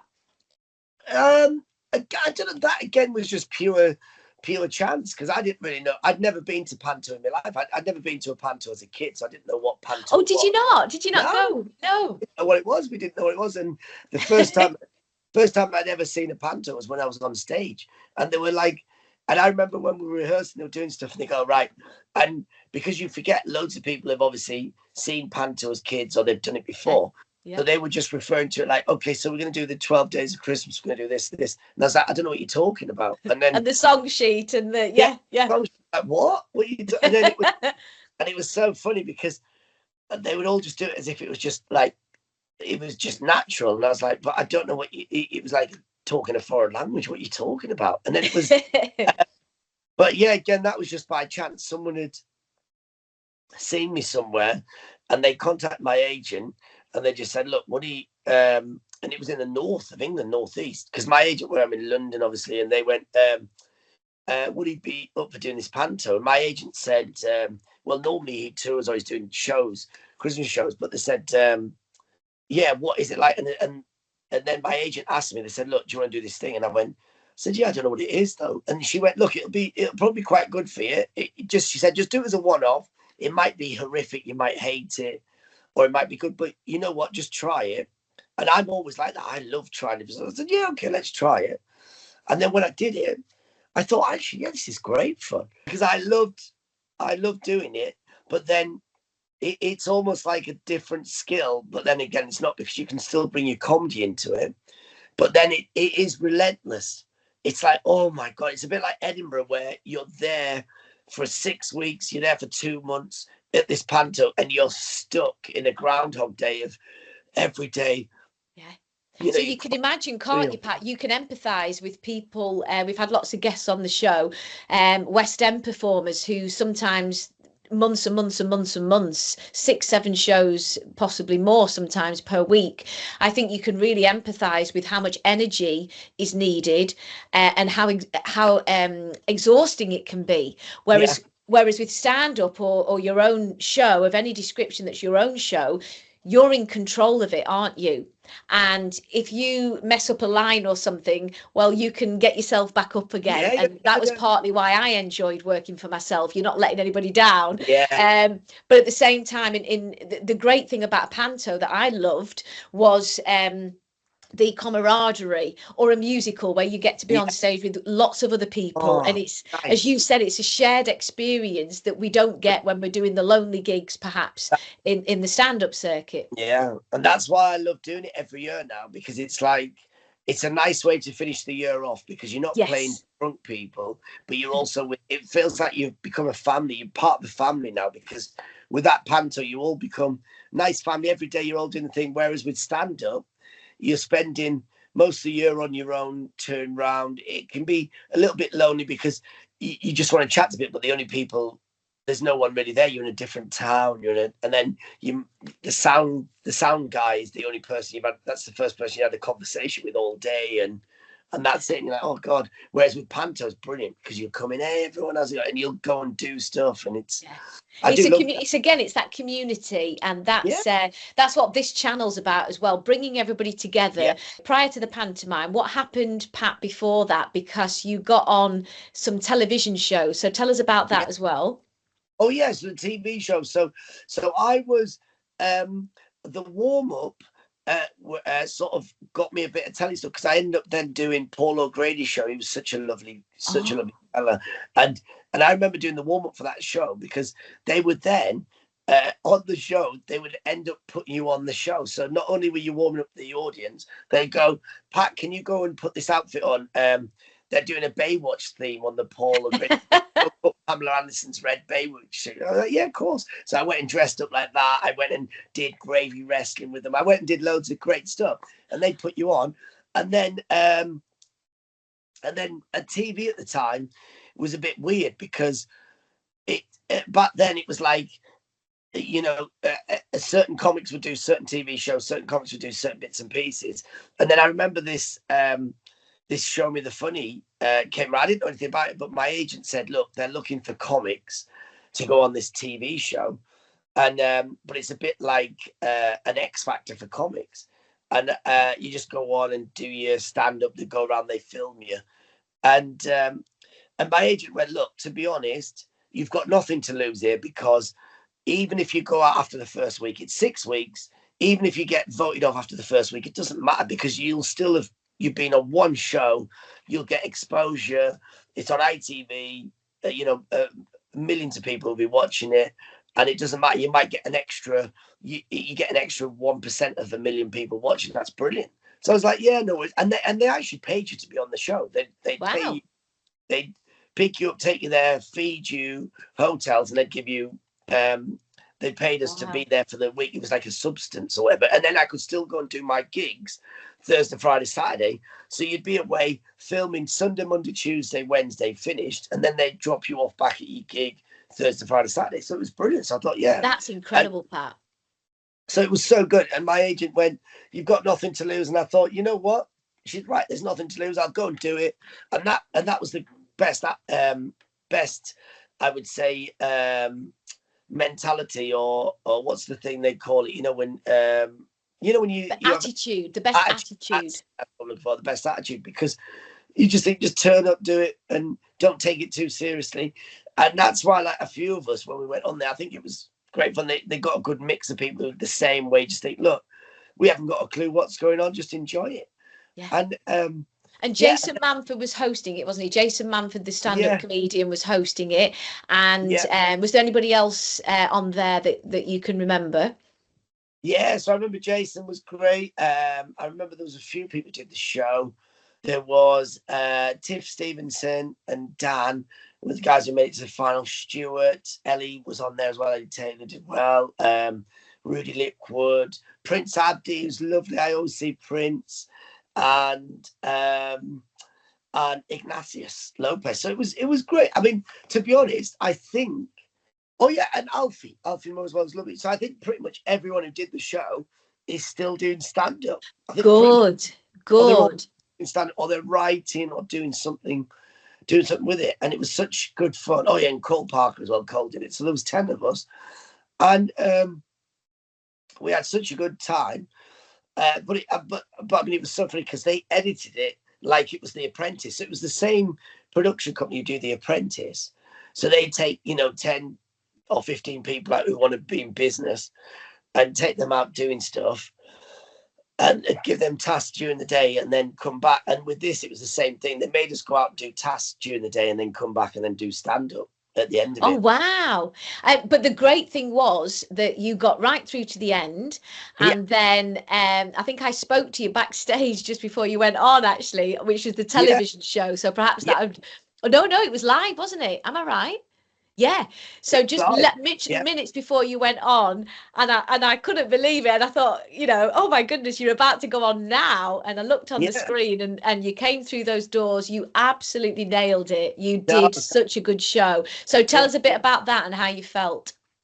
Yeah, it was good fun. I mean, it was one of them that do you know what? It's like everything in life. I always say to people, look, just you've got to do stuff that challenges you, do stuff that puts you a little bit out of your comfort zone. Obviously, don't do something if it's like dangerous or something crazy. Whereas, like I said, standard, there's nothing dangerous about this. It's not like you're jumping out of a plane or something and learning how to parachute. It's just literally doing that. And I think that was the great thing about it, was that each week you go in different places.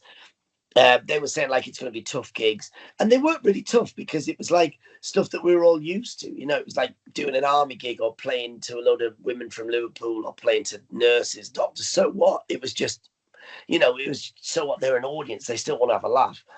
And then a school gig, that was a brilliant one. So we went and the live final was at the Hammersmith Apollo, and that was great fun. But the only thing that was different about that, I suppose, was the fact that it was live. So you Yeah. knew that's it, if you go on here. Whereas at least with the other shows, I mean, it shouldn't really make a difference, because with the other shows, even if you did do something wrong, it doesn't matter. It's still going to go out on TV. They're going to edit that. So whereas this was live, so in a way, even though it did make you think, oh my God, I can't mess up, make sure you do this. But also it was quite good in a way, because I thought, actually, they can't edit this. So that's really good. So actually what you get to see is just me. I'm in full control now. Because like in the previous Good. episodes, if you do 5 minutes, they wouldn't show your full 5 minutes. They'd be cutting bits back and editing stuff out. So So that they was, wouldn't, yeah, so they can't necessarily show the peaks and no, troughs of how the stand-up yeah, was working. And if they want yeah, to edit it and make it look like no one's laughing, is that what you mean? yeah, Yeah. So, but I think you had a great production team, and I think that the show you did at the end, the finale, it was clear to me, and I mean the other acts were right, fantastic as well, but it was very clear to me that you did an incredible job, Pat, and rightly deserved that title. So after you won Show Me the Funny in 2011, yeah. what happened next for you, Pat? So then we went off and started to tour. So we did a tour from the back of that show, which was Yeah. the three finalists. So it was like me and Tiff and Dan. And then after that, then I went and then just did a solo tour after that. And then I started just touring off the back of that. And then that was great. We just go around. And then I did some of the bits and pieces. So I did like Splash, which was a diving show on TV. So And you were one of the divers, weren't you? yeah, one of the divers. That was crazy. And then you do things like Let's Dance for Sports Week. So you end up starting to do like loads of little daft things where they'd ask you to come and do something. So it was good fun. And that's why I always say, never say no to it, and just do so as long as you feel comfortable. Yep. Sort of opened up so many little doors. And then that just sort of helped me get a live audience, which is really what you need at the end of the day. Once you get a live audience, that's it. You can then it's up to you, because then you're in control then. And I know in the lockdown situation, you utilised that sudden tragedy as an entertainer to your advantage. You actually started doing, was it Friday night shows, giving yourself a cheer and coming in from the kitchen or whatever and performing in your own lounge. I mean, that was magic. And I think you also did a show where there was cars, and because you couldn't speak to the audience, tell me about that. They had to beat the horns or something. Tell me about that. Brilliant. So we did. So I used to do every week, twice a week, I'd do a Zoom show and then a live Facebook show off my socials, and then I would go and do like car park gigs, outdoor gigs, where you'd go out and do stand up to like I remember doing where it's like literally like an airfield full of cars or a massive giant car park. And then you'd have to come out, and because of social distancing, the people had to all sit in their cars, or if it was quite a nice day, they could sit outside of the cars with like a fold-away chair. And it was just so surreal. And it was great fun though. But it would only work because we'd had the lockdown. It would never have worked if we hadn't gone through it, because the lockdown was a bit like going through the World War, like Second World War, where we all felt like, oh my God, how have we survived this? And that's the only reason it worked. Whereas if we hadn't had a lockdown and someone said, right, we're doing a car park gig where you're going to perform to like 400 cars, people sat there, you go, what you talking? And it would be the worst gig in the world. But this was, it would be like the horror film Christine. yeah, exactly, yeah. And it was so good because everyone had that sort of like, even when they turned up to the car park to get, it had such a festival feel, because everyone had been in the house for the last year on their own, locked in houses, that it felt like, oh my God, it just felt like, oh my God, we're coming out to like a big celebration. And it was brilliant.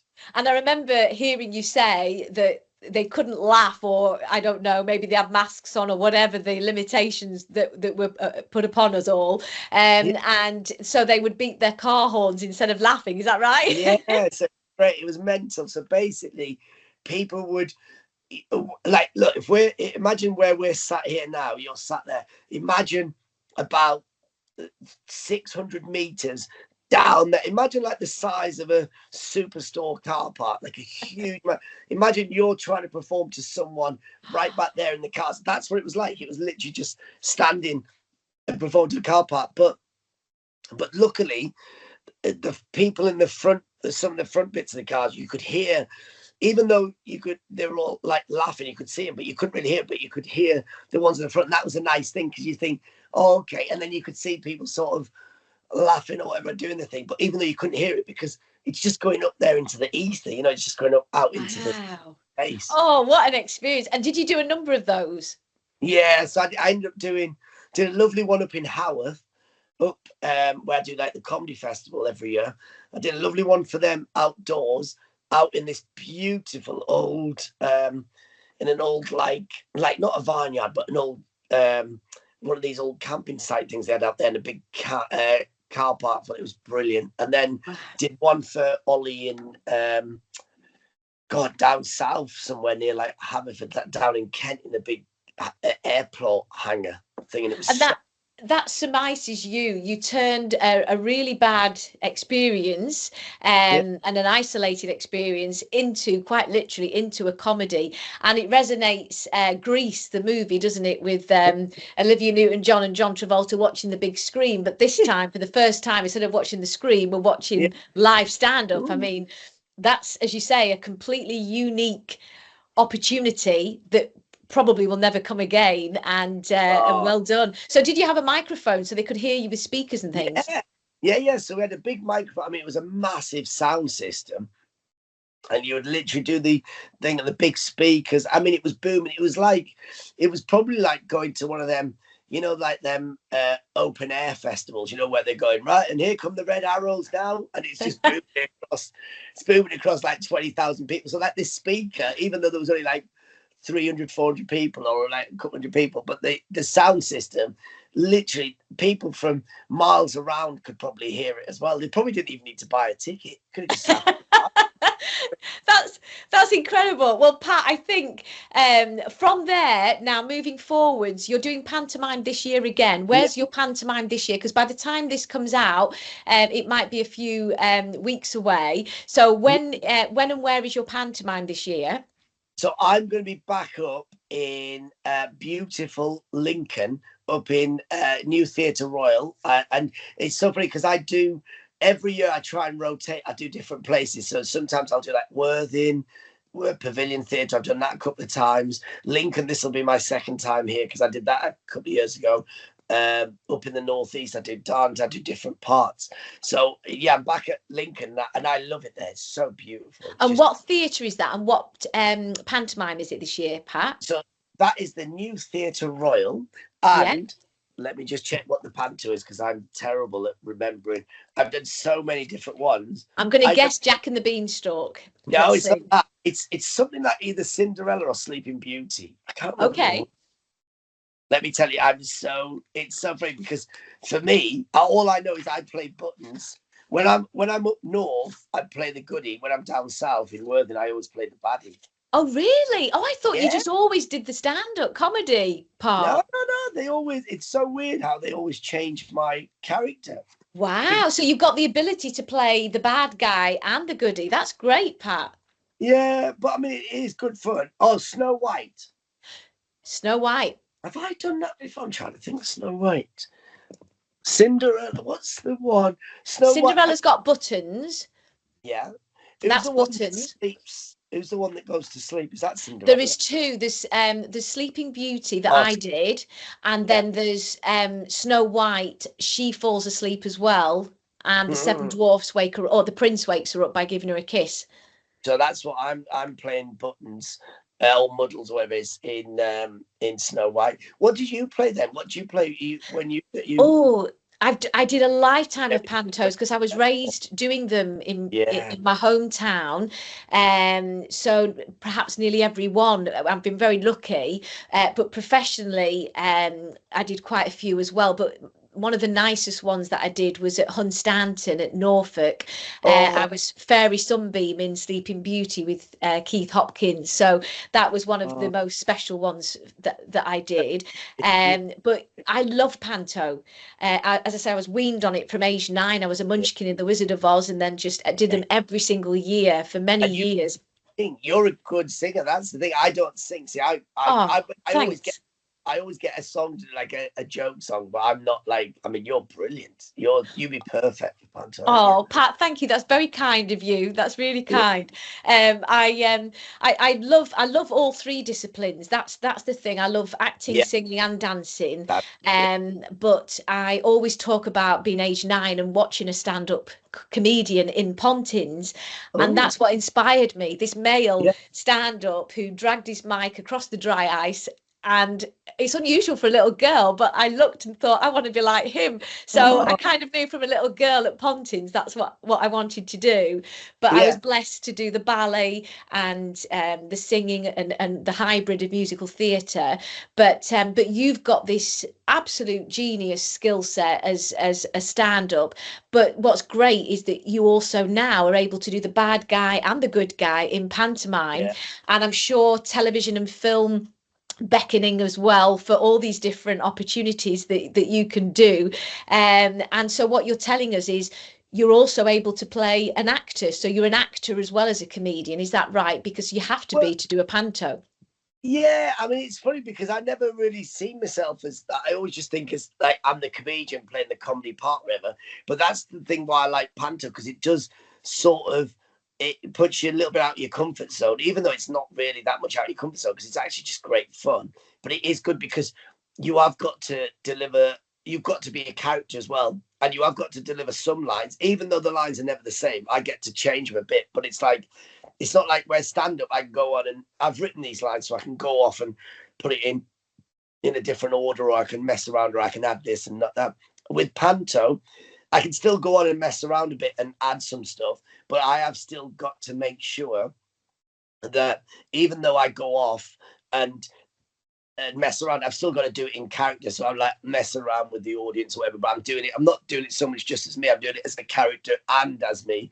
And you're working with other people, and that's the key. But that transcends film and television. And if anybody's watching this and is interested in hiring you for anything like that, you would be amazing. And I think stand-ups really are, when you watch stand-ups do movies with some of the Hollywood stars, etc., they really are, because they've got an innate ability to make people laugh and go slightly off script. That they're a piece of gold. So those are things that may lie ahead for you, Pat, that I hope come your way as well. You deserve all of that.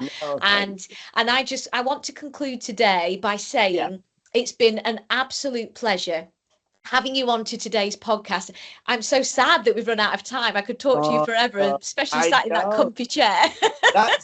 That went so quick. I can't. It felt like we were chatting for about 5 minutes. That was so. I know it doesn't. It Thank feels you. really short. And I just want to say it's been a celebration of you today, Pat. You have so many different skill sets within the stand-up comedy forum. You've had so much television and live theatre exposure, and you continue to wow audiences everywhere. If anybody wants to get in touch with you, how would they do that, Pat?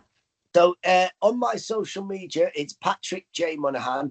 So that's at Patrick J Monahan. That's on my Instagram, Facebook, Twitter. Also on I've got YouTube, TikTok, whatever. All of them. We all have to have them now, don't we, Cathy? We're all on the socials, and my website is patrickmonahan.co.uk. But I'd sort of keep it up to date on my socials about where I'm touring and what I'm up to. That's fantastic. So you've got a pantomime ahead. You're in the middle of a current stand-up tour going all over the country.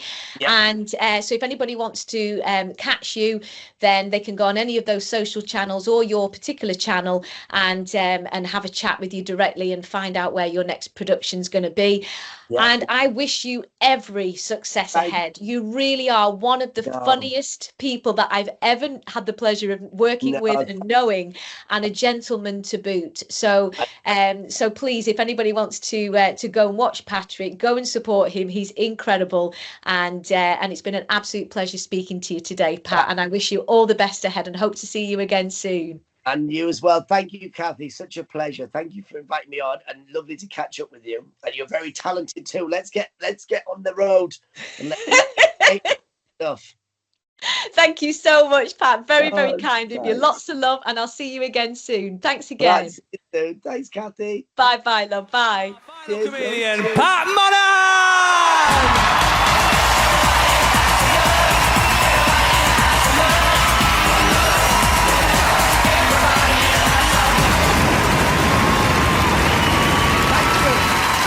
I'm from a beautiful little picturesque town in the north called Middlesbrough, and there you go. People who have been there on holiday cheering. And the thing is, though, I'm from Middlesbrough, but me daddy's from Ireland and me mum's from Iran. There we go. All me family are in. What the chances of that? Free food. They've all turned up. Here we go.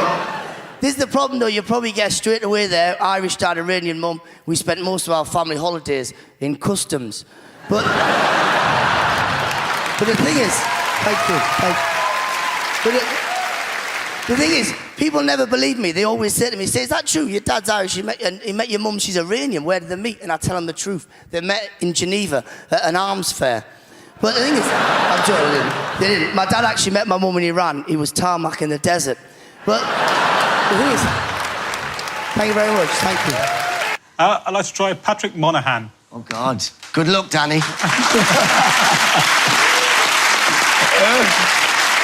Hello, Patrick. Hello, Warwick. Hello. How you doing? So you do a bit of comedy for not only adults, but children as well. And what's the worst heckle you've had from a child?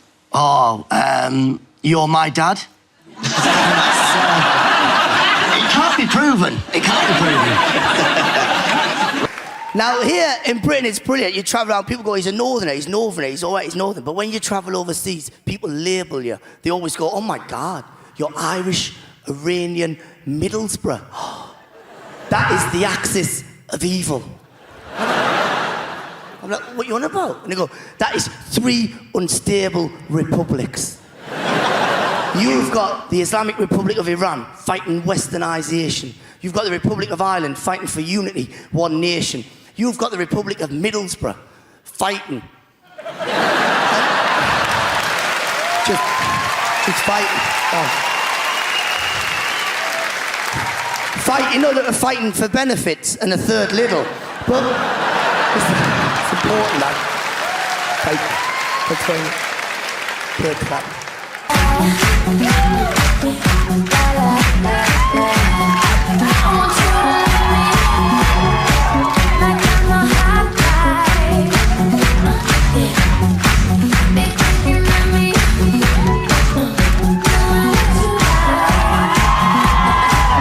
This is what what I tell people all the time. If you ever get yourself an Irish-Iranian family, whatever you do, never ever take them paintballing, because they take it too serious. We went when we were kids, all the Irish family going, Michael, get behind here. This is for Jesus. All the Iranians running around going, Jesus, Ali, back me up. Allah, Inshallah. This is for Muhammad. And we're there as kids. Suddenly there's an announcement on the tannoy from the event organiser. Will the Irish-Iranian family please just use the weapons that have been provided?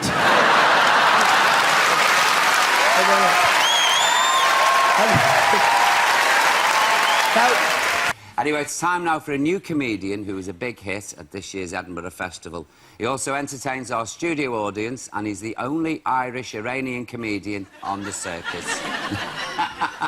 He's here to discuss, of all things, women's magazines. Will you please welcome Patrick Monahan? Let's hear it. Come on. Patrick!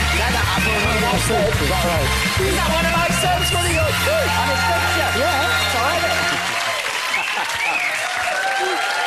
How you doing? Sorry, Patrick. Patrick, I've never seen you so smart. Yeah, your dressing room was open, so I just walked in. It looks better on you than it does on you. Can have it. Oh, thanks. No, Yeah, cheers. present. This is the thing. Iranian people, they're lovely. Iranian people you ever meet, and they always talk with their hands. Always talk with their hands, Gadji, like this. Yeah, look, there you go. Iranian people, everyone else, as soon as Iranians cheer, everyone else gets nervous. Jesus Christ, there's Iranians. We don't mind him, he's only half Iranian. There's a full one in here. Come on, move. Get the bags, get the bags. Inshallah. How you doing? We'll see you tomorrow. Now, the Iranians always chat with their hands. If they're happy, you don't have to understand every word they say. They always talk like this. How you doing? If it's bad, if they're angry, they go like this. Yellow, cheer up. That's very bad. If they go like this. Yellow, that's really bad. If they start going, Inshallah, cheer Nando's. That's really bad. If they start going like this, quick, get a bucket of water. They're on fire. But, thank you. If you're up for a bit of a disco dance, let's welcome Mr. Feelgood. It's Patrick Monahan. Here we go, people, keep clapping. Let's do this. Here we go. Now, the only thing is with pole dancing, you only burn about 360 calories, right? But on the plus side, you make about £140 an hour, so it is good. Everything burns calories, ladies. You will not believe this. If you go on the toilet for an hour and have a number 2 for an hour, you will burn 68 calories. That is amazing, isn't it? Am I right, Christian Grey? Look at your missus looking at you. She's going, that's why he's in there for an hour and a half. Burning calories. Everything. Do you know if you cook spaghetti bolognese for an hour, right, you will burn the sauce. He's ahead of me here. He knows it. Man's like that, he's got to have to do it all the time.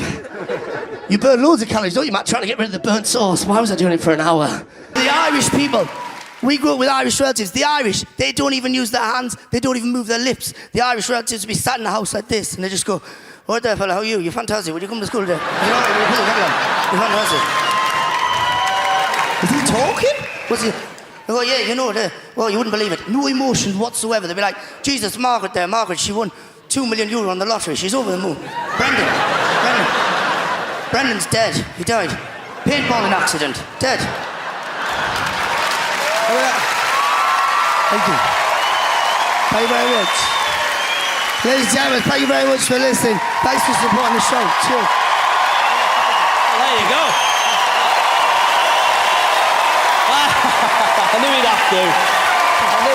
Come on, Pat, come back. Thank you, Johnny. Pat Monahan, everybody. All right.